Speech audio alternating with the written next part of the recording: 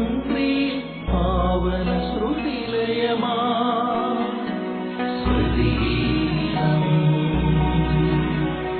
ശ്രുതിഗീതം.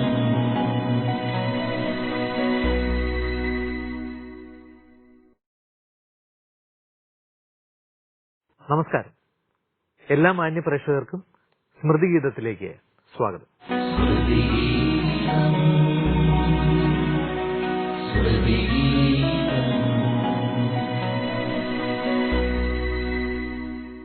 വിശുദ്ധ ബൈബിൾ എടുത്തു നോക്കിയാൽ നമുക്ക് ഒരു കാര്യം വ്യക്തമാകും.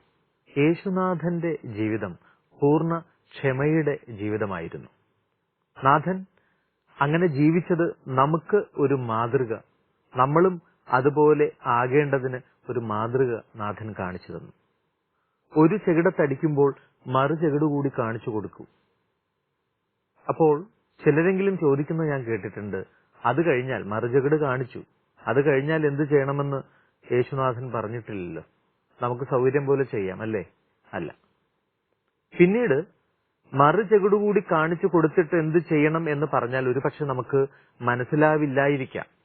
അതുകൊണ്ടാണ് നാഥൻ തന്റെ സ്വന്തം ജീവിതം കൊണ്ട് കാണിച്ചു തന്നു. അവസാന ശ്വാസം വരെ എല്ലാവരാലും പരിത്യജിക്കപ്പെട്ട് ക്രൂശിൽ നിണമൊഴുകിക്കിടക്കുമ്പോൾ നാഥൻ അപ്പോഴും പറഞ്ഞു, ഇത് ചെയ്യുന്നത് എന്താണെന്ന് ഇവർക്ക് അറിയായികയാൽ പിതാവേ ഇവരോട് ക്ഷമിക്കണേ. അങ്ങനെ പറഞ്ഞ് നാഥൻ പ്രാർത്ഥിക്കുമ്പോൾ സ്വന്തം ജീവൻ കളയേണ്ടി വന്നാൽ പോലും ക്ഷമിക്കണം എന്ന് നാഥൻ ക്രൂശിൽ നമുക്ക് പറയുകയല്ല, കാണിച്ചു തരികയാണ് ചെയ്തത്. നമുക്ക് നമ്മുടെ സഹോദരങ്ങളോട് ക്ഷമിക്കാം. സയൻസ് പറയുന്നു, പൂർണ്ണക്ഷമയുള്ളവർക്ക് അസുഖം വരെ കുറയുമെന്നാണ്. വെറുപ്പ്, വിദ്വേഷം ഇത്യാദി കാര്യങ്ങൾ നമ്മുടെ ഹൃദയത്തിൽ സൂക്ഷിച്ചാൽ നിരവധി രോഗങ്ങൾ, അവൻ രോഗിയായിരിക്കുന്നതിന് കാരണം തന്നെ ഇതാണെന്ന് പറയുന്നു. രണ്ട് തലമുണ്ട്. ഒന്ന് ആത്മീയ തലം, രണ്ട് ശരീരത്തിന് ലഭിക്കുന്ന സൗഖ്യം. ഇത് രണ്ടും അനുഭവിക്കാൻ ക്രിസ്തുവിന്റെ കാൽവരിയിലെ മുഖത്തേക്ക് നോക്കി കണ്ണുകളിൽ നിന്ന് ആ ഊർജം സ്വീകരിച്ച് നമ്മുടെ സ്വന്തം സഹോദരങ്ങളോട് നമുക്ക് ക്ഷമിക്കാം. ഒരു പൂർണ്ണക്ഷമ, ആ ക്ഷമിക്കുന്ന ജീവിതം, അതിന് ഉതകുന്ന പ്രാർത്ഥനാ രീതിയിൽ മുൻപോട്ട് പോകാൻ എനിക്കും നിങ്ങൾക്കും കഴിയട്ടെ. അതിന് ഉതകുന്ന ചിന്തകൾ കൊണ്ട് പരിശുദ്ധാത്മാവ് നമ്മളെ അലങ്കരിക്കട്ടെ എന്ന പ്രാർത്ഥനയോടെ സ്മൃതിഗീതം ആരംഭിക്കുകയാണ്. പതിവ് പോലെ 3 ശ്രേഷ്ഠ വ്യക്തിത്വങ്ങൾ ഈ അധ്യായത്തിൽ നമ്മോടൊപ്പമുണ്ട്. ആദ്യം ഞാൻ നിങ്ങൾക്കറിയാം പരിചയപ്പെടുത്തുന്ന ബഹുമാനപ്പെട്ട അച്ഛനെയാണ്, ചെറിയാൻ കുനിയന്തോടത്തച്ഛൻ. അദ്ദേഹം CMI സഭാംഗമാണ്, മലയാള ഭാഷാ പണ്ഡിതൻ, നിരവധി ഗ്രന്ഥങ്ങളുടെ രചയിതാവ്, കവിതകൾ, ക്രിസ്തീയ ഗാനശേഖരത്തിൽ അദ്ദേഹത്തിന്റെ സംഭാവന അമൂല്യം.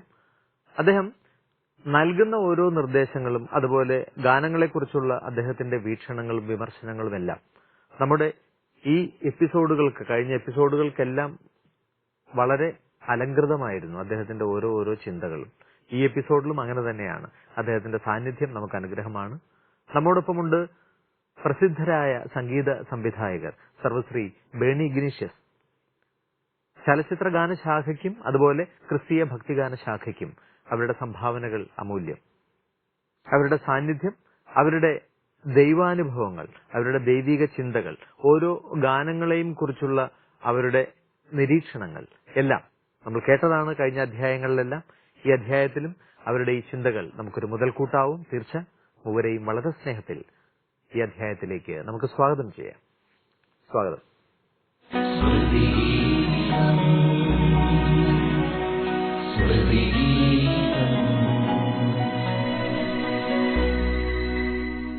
നമ്മൾ കഴിഞ്ഞ എപ്പിസോഡ് നിർത്തിയത് പുതിയ ഒരു വ്യക്തിത്വവുമായി വീണ്ടും കാണാം എന്ന പ്രതീക്ഷയിൽ എന്ന് പറഞ്ഞാണ് ഞാൻ വൈൻഡപ്പ് ചെയ്തത്. അങ്ങനെയെങ്കിൽ നമ്മൾ ഈ അധ്യായം ആരംഭിക്കുമ്പോൾ നമ്മൾ ആരുടെ സംഗീത വിശേഷങ്ങൾ പറഞ്ഞുകൊണ്ടാണ് തുടങ്ങുക? കോട്ടയത്തിനടുത്ത് വേളൂർ എന്നൊരു സ്ഥലമുണ്ട്. ഞാൻ വേളൂർ എന്നാദ്യം കേൾക്കുന്നത് രണ്ട് എഴുത്തുകാരുടെ പേരോടുകൂടിയാണ്. ഒന്ന് വേളൂർ കൃഷ്ണൻകുട്ടി, രണ്ട് വേളൂർ KC തോമസ്. ഇവരുടെ രചനകൾ ഞാൻ വായിച്ചു. പിന്നീടാണ് ഈ വേളൂർ എന്ന ദേശത്ത് തന്നെ പ്രസിദ്ധനായ ഒരു സംഗീതജ്ഞൻ ജനിച്ചു എന്നറിയുന്നത്. അദ്ദേഹത്തിന്റെ പേരാണ് ജേക്കബ്. അദ്ദേഹം ജനിച്ചത് 1962 മെയ് 23 വളരെ കുറച്ചു കാലം കൊണ്ട് 38 വർഷം കൊണ്ട് 100 വർഷം ജീവിച്ച ഒരു പ്രതീതിയാണ് അദ്ദേഹത്തിന്റെ ഗാനങ്ങൾ കേൾക്കുമ്പോൾ. വയലിൻ പഠിച്ച് അതിൽ വിൽപ്പത്തി സമ്പാദിച്ച് അദ്ദേഹത്തിന്റെ പേര് തന്നെ വയലിൻ ജേക്കബ് എന്നായി. അദ്ദേഹത്തിന്റെ നിരവധി ഗാനങ്ങൾ നാം അനുദിനം ആലപിക്കുന്നുണ്ട്. ആ ഗാനങ്ങളോടെ കടന്നു പോകുമ്പോൾ ഒരു പ്രത്യേക അനുഭൂതിയാണ് നമ്മൾ എല്ലാവരിലും ഉളവാകുന്നത്. അതുകൊണ്ട് തന്നെ ആ പ്രതിഭയെ നാം എല്ലാവരും ആദരിക്കുന്നു. അകാലത്തിൽ മരണമടഞ്ഞതുകൊണ്ട് അദ്ദേഹത്തെ ഇനി കാണുവാൻ സാധിക്കില്ലല്ലോ എന്നൊരു ചിന്ത എന്നിലുമുണ്ട്, നിങ്ങളെല്ലാവരിലുമുണ്ട്. അദ്ദേഹത്തിന്റെ സംഗീത രചനകളാണ് ഈ എപ്പിസോഡിലും തുടർന്ന് വരുന്ന 2 എപ്പിസോഡുകളിലും നാം അവതരിപ്പിക്കുന്നത്. നിങ്ങൾ കേട്ടുകാണും പിൽഗ്രിംസ് കമ്മ്യൂണിക്കേഷൻസ്. അത് എറണാകുളത്ത് സദേവൂസ് അരവിന്ദത്ത് അച്ഛൻ അതിന്റെ ഡയറക്ടറായി നടത്തിയിരുന്ന സ്ഥാപനമാണ്. അതിലൂടെ നിരവധി ക്രിസ്തീയ ഭക്തിഗാനങ്ങൾ പുറത്തു വന്നു. ആ ഗാനങ്ങളിൽ ഒന്നാണ്, ഒരുപക്ഷെ അഞ്ജനം എന്ന പേരിൽ ഒരു കാസറ്റ് ഉണ്ടായിരുന്നു ആ കാലത്ത്. അതിലൂടെയാണ് കൂടുതൽ ഗാനങ്ങളും വയലിൻ ജേക്കബ് നമുക്ക് സംഭാവന ചെയ്തിട്ടുള്ളത്. അതിലെ പ്രസിദ്ധമായ യേശുവേ നീ എനിക്കായി ഇത്രയേറെ സ്നേഹമേകാൻ എന്നൊരു ഗാനമുണ്ട്, എല്ലാവർക്കും പരിചിതമാണ്. നല്ല ആശയ ഗരിമയുള്ള ഒരു ഗാനമാണത്. ആ ഗാനമാകട്ടെ ആദ്യമായി നാം അവതരിപ്പിക്കുക. നമുക്ക് ആദ്യം തന്നെ ആ ഗാനത്തിലേക്ക് പോകണം. ഗാനത്തിലേക്ക് പോകുന്നതിന് മുമ്പ് വേണിച്ചേട്ടന്റെ കുറച്ച് ചിന്തകൾ കൂടി സാധാരണ അദ്ദേഹത്തിന്റെ ബാല്യത്തെ പറ്റി കുറച്ചും കൂടി എനിക്ക് പറയാനുണ്ട്. ശരി. അതായത് കോട്ടയത്ത് VP ജോസഫ്, സെലിൻ ഇവരായിരുന്നു അപ്പനമ്മമാർ. മാത്രമല്ല, അത് പറയാൻ കാര്യം വെച്ചിട്ടുണ്ടെങ്കിൽ അവരും കുറച്ച് സംഗീതമായിട്ട് ബന്ധപ്പെട്ടവരായിരുന്നു. അവരുടെ കുടുംബം മൊത്തം ഉപ്പന്മാരും എല്ലാവരും സംഗീതമായിട്ട് ബന്ധപ്പെട്ടവരാണെന്നാണ് ഞാൻ അറിയാൻ കഴിഞ്ഞത്. ഇദ്ദേഹം ഒരു 10 വയസ്സ് 12 വയസ്സ് മുതൽ സംഗീതത്തിലേക്ക് പ്രവേശനം ചെയ്യുന്നത് ഗായകനായിട്ടാണ്, ഫീമെയിൽ വോയിസ് ഗായകനായിട്ട്. അന്ന് നാടകങ്ങൾക്കും ഗാനമേളകൾക്കൊക്കെ ലോക്കൽ ഗാനമേളകൾക്കൊക്കെ പാടിക്കൊണ്ടാണ്. പിന്നെ കുറച്ച് നാൾ കഴിഞ്ഞപ്പോൾ അദ്ദേഹത്തിന് വയലിൻ പഠിപ്പിക്കാൻ വേണ്ടി അദ്ദേഹത്തിന്റെ വീട്ടുകാര് ചിൽഡ്രൻസ് ലൈബ്രറി എന്ന് പറഞ്ഞ കോട്ടയത്തൊരു സ്ഥാപനമുണ്ട്. അവിടെ വയലിൻ ഒരു മാത്യു സാറിന്റെ അടുത്ത് പഠിപ്പിച്ചു. അതിനുശേഷം ഗോപി എന്ന് പറഞ്ഞ വേറൊരു സാറിന്റെ അടുത്ത് പഠിപ്പിച്ചു. പിന്നെ എന്നെയൊക്കെ പഠിപ്പിച്ച റെക്സ് ഐസക്, ഞാൻ പലതവണ പറഞ്ഞിട്ടാണ് റെക്സ് ഐസക്, അദ്ദേഹം കോട്ടയത്ത് നമ്മുടെ സംഗീത സംവിധായകൻ കുമരകൻ രായപ്പഞ്ചേട്ടന്റെ മകനെയും ഇദ്ദേഹത്തെയും പഠിപ്പിക്കാൻ വേണ്ടി എറണാകുളത്ത് അവിടെ ചെല്ലുമായിരുന്നു. അങ്ങനെയാണ് വയലിനിൽ കൂടുതൽ അദ്ദേഹം ഗഹനമായ അറിവ് നേടുന്നത്. അങ്ങനെ ആ കാലഘട്ടങ്ങളിൽ ധാരാളം എറണാകുളത്തും മറ്റു സ്ഥലങ്ങളിലുള്ള വയലിസ്റ്റുകളുമായിട്ട് കൂടി ചേർന്നിട്ട് ഓർക്കസ്ട്രകൾക്ക് പതിവായി പോകാൻ തുടങ്ങി. പിന്നെ അദ്ദേഹത്തിന്റെ കഴിവ്, അദ്ദേഹത്തിന് വായിക്കുമ്പോൾ തന്നെ സോളോ വായിക്കുമ്പോഴുള്ള അദ്ദേഹത്തിന്റെ പ്രത്യേകത, കൂടുതൽ ഐഡിയാസ് ഇട്ട് വായിക്കുന്നു. അങ്ങനെ കണ്ടപ്പോഴത്തേക്കും പലർക്കും ഇദ്ദേഹത്തിന് സംഗീത സംവിധായകൻ ആകാനുള്ള കഴിവുണ്ടെന്ന് മനസ്സിലായി. അങ്ങനെ ചങ്ങനാശ്ശേരിയിലുള്ള ഒരു ജോസ് മാടശ്ശേരി എന്ന് പറഞ്ഞൊരു പ്രൊഡ്യൂസർ ഒരു കാസറ്റ് സ്വന്തമായിട്ട് ഏൽപ്പിച്ചു. അതിനു മുമ്പ് ഫുൾ കാസറ്റ്. അതിനു മുമ്പ് അദ്ദേഹം ചെയ്ത വർക്ക് എന്ന് പറഞ്ഞാൽ ബിനോയ് ചാക്കോ ഉണ്ടല്ലോ, ഗായകൻ ബിനോയ് ചാക്കോ, അദ്ദേഹത്തിന്റെ സഭ, ബ്രദറൻ സഭയുടെ ട്രഡീഷണൽ സോങ്സിന്റെ ഓർക്കസ്ട്രേഷൻ ഇദ്ദേഹത്തെ കൊണ്ട് ജയിച്ചു. ആ പാട്ട് ഇദ്ദേഹത്തിന്റെ പ്രത്യേക രീതിയിലുള്ള ഓർക്കസ്ട്രേഷനാണ്. അതുവരെ ആരും ചിന്തിക്കാത്ത പ്രത്യേക രീതി. ആരെങ്കിലും പറഞ്ഞ ഒരു ഫ്ലൂട്ടിട് അല്ലെങ്കിൽ ഇവിടെ ഒരു തബല വായിക്ക് എന്ന് പറഞ്ഞാൽ പുള്ളി അതൊന്നും ചെയ്യില്ല. പുള്ളിക്ക് പുള്ളിതായിട്ടുള്ള സ്വന്തമായിട്ടുള്ള ശൈലികളുണ്ടായിരുന്നു. അദ്ദേഹം ചെറുപ്പം മുതൽ തന്നെ കീബോർഡും വായിക്കുമായിരുന്നു. എല്ലാം സ്വന്തമായിട്ടൊക്കെ കുറെ പഠിച്ചാണ്, ജന്മസിദ്ധമായ വാസനമുണ്ട്. അങ്ങനെ അദ്ദേഹത്തിന്റെ ഒരു പ്രത്യേക ശൈലിയിൽ എല്ലാം പോവുള്ളൂ. അത് മരണം വരെ അങ്ങനെ തുടർന്നുകൊണ്ടിരുന്നു. അങ്ങനെ ആ പാട്ടുകൾ അതിന്റെ ഓർക്കസ്ട്രേഷന്റെ മികവ് കൊണ്ട് തന്നെ ആ കാസറ്റ് വളരെയധികം ശ്രദ്ധിക്കപ്പെട്ടു. ആ പ്രദേശങ്ങളെല്ലാം സൂപ്പർ ഹിറ്റായി. അങ്ങനെ വന്നപ്പോഴത്തേക്കും ഇദ്ദേഹത്തിലുള്ള സംഗീത സംവിധായകന്റെ കഴിവ് അറിഞ്ഞിട്ട് ഒരുപാട് അന്നൊക്കെ കാസറ്റുകൾ ധാരാളം ആയിട്ട്, പ്രത്യേകിച്ചും ക്രിസ്ത്യൻ ഡിവോഷണൽസ് നിത്യേന എന്നോണം ഇറങ്ങുന്ന സമയമാണ്. അപ്പൊ ഒരുപാട് അവസരങ്ങൾ കിട്ടി. അങ്ങനെയാണ് അദ്ദേഹം ബിസിയായി. അങ്ങനെയാണ് അദ്ദേഹത്തിന് ഒരു സഞ്ചാരി എന്ന് പറഞ്ഞൊരു ഈ പറഞ്ഞ ചങ്ങനാശ്ശേരിക്കാരന്റെ ഒരു പുതിയ കാസറ്റ്, ഫുൾ കാസറ്റ് ചെയ്തത്. അതും വളരെ മനോഹരമായിരുന്നു എന്ന് പറയുന്നു. അങ്ങനെയാണ് അദ്ദേഹം കേരളം മുഴുവൻ അറിയപ്പെടുന്ന ഒരു സംഗീത സംവിധായകനായിട്ട് മാറിക്കൊണ്ടിരിക്കുന്നത്. മാത്രമല്ല, കുമരകൻ രാജപ്പഞ്ചേട്ടന്റെ മകനെയും ഇദ്ദേഹത്തെ ഒരുമിച്ചാണല്ലോ റെക്സ് മാസ്റ്റർ പഠിപ്പിക്കുന്നത്. അപ്പൊ രാജപ്പഞ്ചേട്ടൻ ഇദ്ദേഹത്തിന്റെ കഴിവിൽ വലിയ മതിപ്പ് തോന്നി. അദ്ദേഹം ഒരു വർഷം തന്നെ 40-50 നാടകങ്ങളുടെ സംഗീത സംവിധാനം ചെയ്യുന്ന വളരെ തിരക്ക് പിടിച്ച മനുഷ്യനായിരുന്നു. അദ്ദേഹത്തിന് ഒരു അസിസ്റ്റന്റിനെ ആവശ്യമുണ്ടെന്ന് വിചാരിച്ചപ്പോൾ, അതിനുമുമ്പ് ഞാനും കുറെയൊക്കെ ചെയ്തിട്ടുണ്ട് അദ്ദേഹത്തിന്റെ നാടകങ്ങൾക്ക് അസിസ്റ്റ് ചെയ്ത്. പിന്നീട് അദ്ദേഹം തന്നെ എന്നോട് പറഞ്ഞു, ഇപ്പൊ എനിക്കൊരു സ്വന്തം അസിസ്റ്റന്റ് ഉണ്ട്, എന്റെ നാട്ടുകാരൻ തന്നെ എന്ന് പറഞ്ഞ് എന്നെ പരിചയപ്പെടുത്തിയത് അങ്ങനെയാണ് ഈ ജേക്കബ്. അങ്ങനെ ഞങ്ങൾ കലാഭവനിലാണ് ആദ്യമായിട്ട് ഒരുമിച്ച് കൂടുന്നത്. അന്ന് അദ്ദേഹം കർണാട്ടിക് ശൈലിയിലുള്ള സോളോ വായിക്കും, വെസ്റ്റേൺ ശൈലി വായിക്കും, രണ്ടും വായിക്കും. മെലഡിയസ് ആയിട്ടുള്ള വളരെ പാത്തോസ് ആയിട്ടുള്ള നാടകങ്ങൾക്ക് ആവശ്യമുള്ളതൊക്കെ എല്ലാം വായിക്കും. അദ്ദേഹത്തിന്റെ ഐഡിയാസിട്ടൊക്കെ വായിക്കും. അങ്ങനെ അന്ന് തന്നെ എല്ലാവരും ശ്രദ്ധിച്ചു വയലിൻ ജേക്കബിന്റെ കഴിവ്. അങ്ങനെ ഒരു 40-50 നാടകങ്ങൾക്ക് അദ്ദേഹത്തിന്റെ മ്യൂസിക് നൊട്ടേഷൻ എഴുതിയും അതിന് കോഡ്സ് എഴുതിയും അത് മാത്രമല്ല പല രീതിയിൽ പഠിപ്പിച്ചു കൊടുക്കണം. വയലിൻകാർക്ക് വെസ്റ്റേൺ രീതിയിൽ നൊട്ടേഷൻ എഴുതി കൊടുക്കണം, ഫ്ലൂട്ടുകാർക്ക് കർണാട്ടിക് പഠിപ്പിച്ചു കൊടുക്കണം, തബലക്കാർക്ക് ചിലപ്പോൾ ഹിന്ദുസ്ഥാനി ശൈലിയിലുള്ള എന്തെങ്കിലും തൊഴിലുകളൊക്കെ പറഞ്ഞു കൊടുക്കേണ്ടി വരും. അങ്ങനെ എല്ലാ ശൈലിയും അദ്ദേഹം ഇതിനിടയിൽ ഹൃദിസ്ഥമാക്കി. അങ്ങനെയാണ് അദ്ദേഹത്തിന്റെ കപ്പാസിറ്റി, മ്യൂസിക് ഡയറക്ടർ എന്നുള്ള കപ്പാസിറ്റി വർദ്ധിച്ചതും. അങ്ങനെ അദ്ദേഹത്തിന് ഒരു ഫുൾ കാസറ്റ്, ഒരു ഓൾ കേരള ലെവലിൽ എനിക്ക് തോന്നുന്നു ജോണി സാഗരിയാണ് മാർക്കറ്റ് ചെയ്തതെന്ന് എനിക്ക് തോന്നുന്നു. അഞ്ജനം എന്നുള്ള കാസറ്റിലെ വളരെ ശ്രദ്ധിക്കപ്പെട്ട ഒരു ഗാനമാണ് യേശുവേ നീ. ആ ഗാനത്തെ കുറിച്ച് ചേട്ടൻ എന്തെങ്കിലും കൂട്ടിച്ചേർക്കാനുണ്ടെങ്കിൽ? ആ പാട്ട് കേൾക്കുമ്പോൾ തന്നെ അതിന്റെ ഫസ്റ്റ് 4 വരിയിൽ തന്നെ നമുക്ക് ആ പാട്ടിനോടുള്ള ഒരു സ്നേഹം വർദ്ധിക്കും. എന്ന് വെച്ചിട്ടുണ്ടെങ്കിൽ ഒരു ജീസസിന്റെ മുമ്പിൽ, യേശുക്രിസ്തുവിന്റെ മുമ്പിൽ എനിക്ക് യാതൊരു യോഗ്യതയില്ലാത്ത എന്നിൽ നിന്ന് എത്ര പ്രത്യേകത എന്താ കണ്ടത് എന്ന് ചോദിച്ചിട്ടുണ്ട്. അടിയൻ എന്ന വാക്ക് അതിനകത്ത് ഉപയോഗിച്ചിട്ടുണ്ട്, പലപ്പോഴും ഉപയോഗിക്കാത്ത വാക്കാണത്. എങ്കിൽ അതിന്റെ ഒരു അടിയൻ എന്നുള്ള വാക്കിന് എന്താണ് അർത്ഥം നമ്മൾ ചിന്തിക്കേണ്ട, അതിന്റെ ആവശ്യമുണ്ടോ? അടിയൻ എന്നുള്ള വാക്ക് നമ്മള് ദൈവത്തിന്റെ അടിയന്മാരെന്നല്ലോ, എങ്കിൽ പോലും അതിന്റെ ഒരു നമ്മളെ തന്നെ എളിമപ്പെടുത്തി ഒരു വാക്ക് പ്രയോഗിക്കുകയാണെന്ന് മനസ്സിലാവും. അതെ, സാധാരണ രാജാക്കന്മാരുടെ മുമ്പിൽ അടിയൻ പറയാനാണ്. ഇപ്പൊ നമ്മൾ അധികം ഉപയോഗിക്കാറില്ല, ദാസൻ എന്നൊക്കെ ഉപയോഗിക്കും. അതെ, അപ്പൊ ആ വാക്ക് ഉപയോഗിച്ചിട്ടുണ്ടെങ്കിൽ പോലും നമുക്ക് അത്രയേറെ ഒരു എളിമപ്പെടുത്തൽ എന്നുള്ളൊരു തോന്നലുണ്ടാക്കത്തക്ക വിധത്തിലുള്ള ഒരു ഗാനമാണിത്. അപ്പൊ നമുക്ക് യാതൊരു യോഗ്യതയില്ലാത്ത നമുക്ക് എന്നാ ഇത്രയേറെ സ്നേഹം എനിക്ക് തരാനായിട്ട് നീ എന്നിൽ എന്താ കണ്ടത് എന്ന് ചോദിക്കുമ്പോൾ തന്നെ നമുക്ക് അതിനകത്തേക്ക് ഒരു പ്രത്യേക ആകർഷണം വരുന്നത് മാനസികമായിട്ട്. അതിന് പറ്റിയൊരു ഇണവും കൊടുത്തിട്ടുണ്ട്. അതാണ് അതിന്റെ പ്രത്യേകത എനിക്ക് തോന്നിയിട്ടുള്ളത്. യേശുവേ നീ എനിക്കായി ഇത്രയേറെ സ്നേഹമേകാൻ അടിയനിൽ യോഗ്യതയായി എന്ത് കണ്ടു നീ? സ്നേഹമേ നിൻ ഹൃദയം ക്ഷമയുടെ സാഗരമോ? നല്ല ഒരു പ്രയോഗമാണ്, ക്ഷമയുടെ സാഗരം. ഞാൻ തുടക്കത്തിൽ സൂചിപ്പിച്ച പോലെ തന്നെ ക്ഷമയുടെ ഒരു സാഗരമായിരുന്നു യേശുവിന്റെ ഹൃദയം. സത്യം, ഈ ഗാനത്തിലൂടെ പോകുമ്പോൾ നമുക്ക് ഒരു പൂർണ്ണ ക്ഷമയിലേക്ക് വരാനും ദൈവ സ്നേഹാനുഭവത്തിൽ ജ്വലിക്കാനും നമുക്ക് കഴിയട്ടെ. അത്ര മനോഹരമാണ് ഇതിന്റെ ഈണവും വരികളും. പ്രാർത്ഥനയോടെ ഈ ഗാനം നിങ്ങൾക്ക് തരുന്നു. യേശുവേ നീ എനിക്കായി.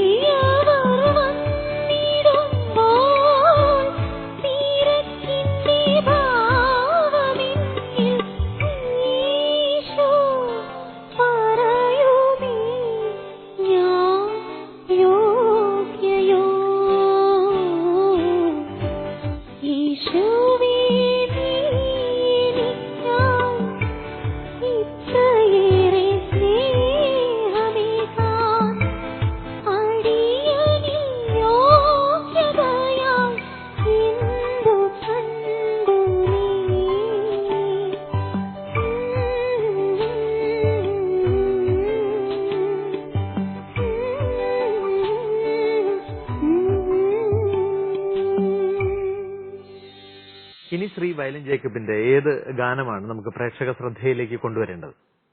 മനുഷ്യ ജീവിതത്തിന് പല അവസ്ഥകളുണ്ട്. സന്തോഷപ്രദമായ അവസ്ഥ, ദുഃഖകരമായ അവസ്ഥ, പ്രത്യാശയിലേക്ക് നയിക്കുന്ന അവസ്ഥ, പ്രതീക്ഷയും ശരണവുമായി കഴിയുന്ന അവസ്ഥ, നിരാശരായി കഴിയുന്ന കുറെ വ്യക്തികളുണ്ട് നമ്മുടെ അടുത്ത്. അങ്ങനെ വരുമ്പോൾ എന്താണ് സംഭവിക്കുക?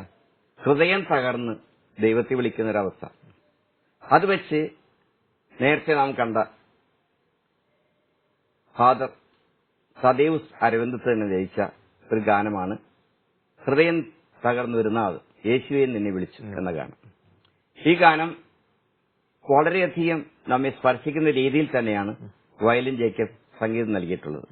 കാരണം നാം അത് കേൾക്കുമ്പോൾ ഒരു തകർന്ന ഹൃദയവുമായി കഴിയുന്ന വ്യക്തി ദൈവത്തെ വിളിക്കുന്ന ആ അനുഭൂതി വിശേഷം തന്നെ നമ്മിലേക്ക് പകർന്നു തരുന്നതായിട്ട് എനിക്ക് തോന്നിയിട്ടുണ്ട്.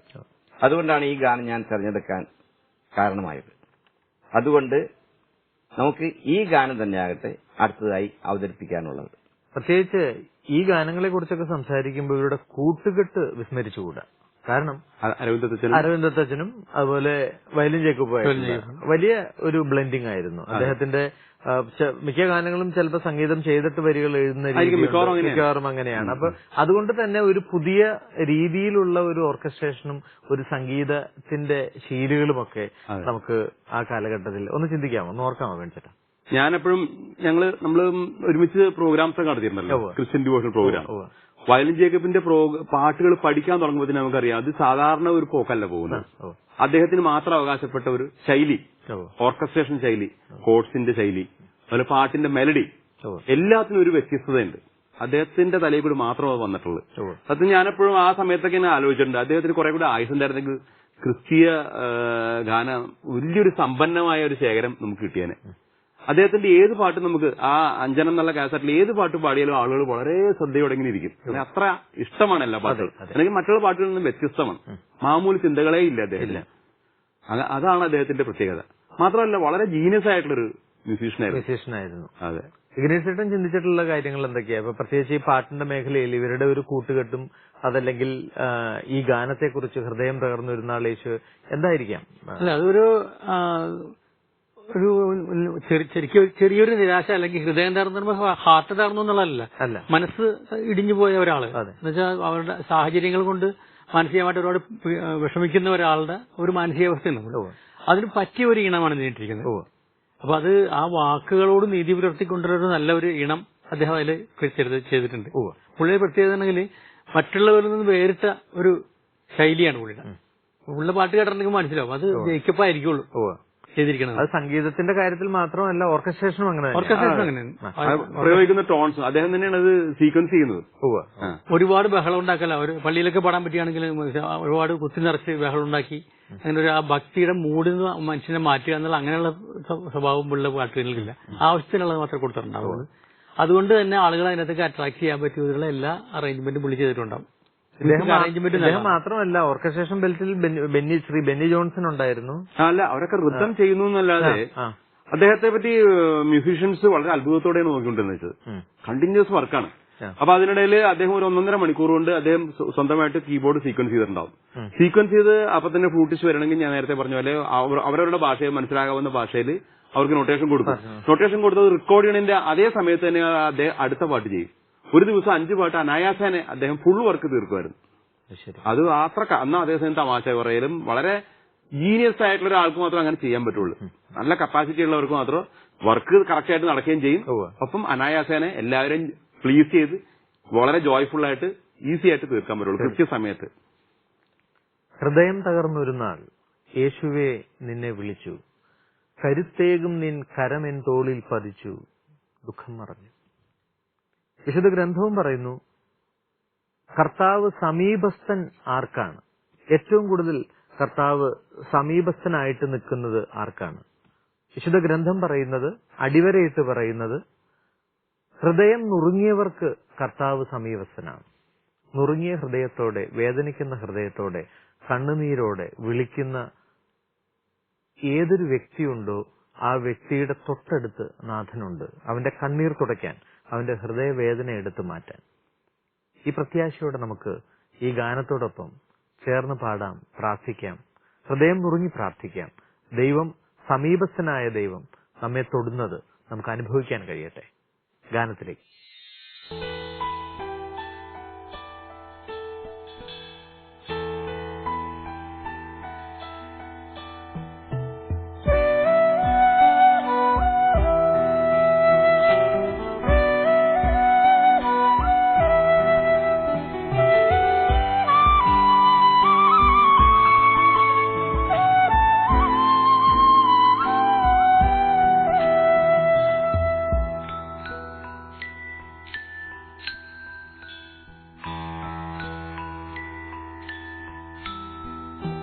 ഹൃദയം തകർന്നൊരു നാൾ യേശുവേ നിന്നെ വിളിച്ചു, കരുത്തേകും നിൻ കരമെൻ തോളിൽ പതിച്ചു, ദുഃഖം മറഞ്ഞു എൻ മിഴികൾ നിറഞ്ഞൊഴുകി. ഹൃദയം തകർന്നൊരു നാൾ യേശുവേ നിന്നെ വിളിച്ചു, കരുത്തേകും നിൻ കരമെൻ തോളിൽ പതിച്ചു, ദുഃഖം മറഞ്ഞു എൻ മിഴികൾ നിറഞ്ഞൊഴുകി.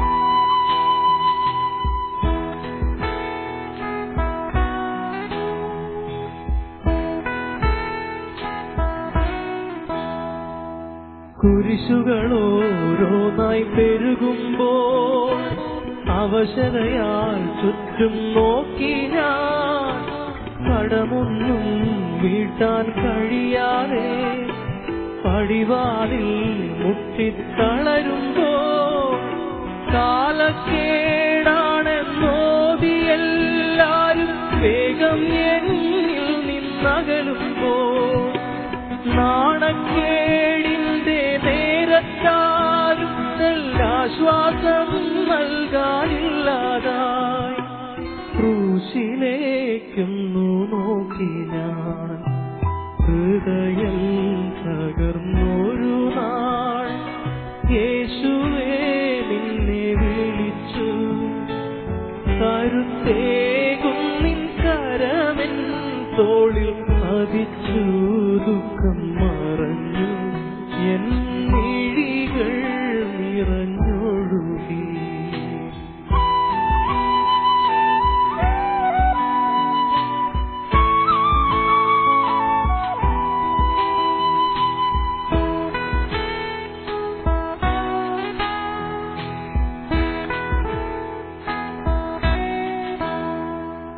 സഹചരെ ഞാനെന്നും സ്നേഹിച്ചു, അവരുയരാൻ നന്നായി യത്നിച്ചു, പകലും രാവും ഞാൻ പ്രാർത്ഥിച്ചു, സമയം ഞാനേറെ പങ്കിട്ടു, എന്നെ തേടാനും കൂടെ നിൽക്കാനും വരുമല്ലോ അവരെന്നാശിച്ചു.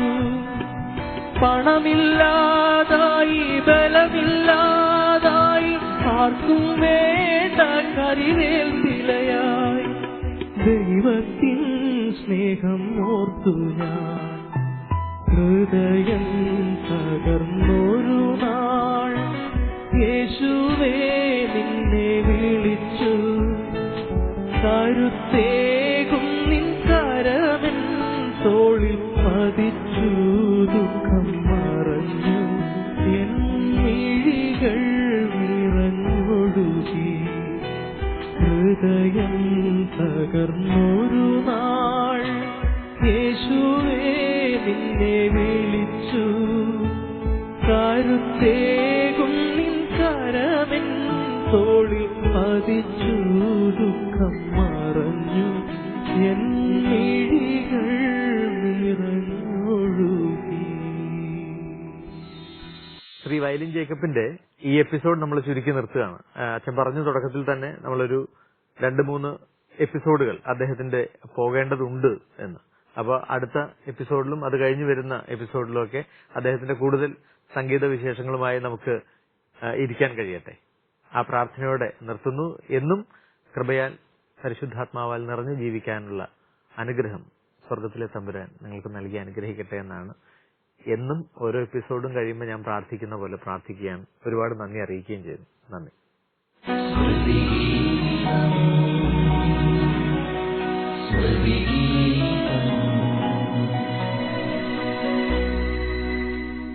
ശ്രീ വയലിൻ ജേക്കബ്, അദ്ദേഹത്തിന്റെ സംഗീത ജീവിതത്തിലൂടെയാണ് നമ്മൾ ഈ എപ്പിസോഡിലൂടെ കടന്നുപോയത്.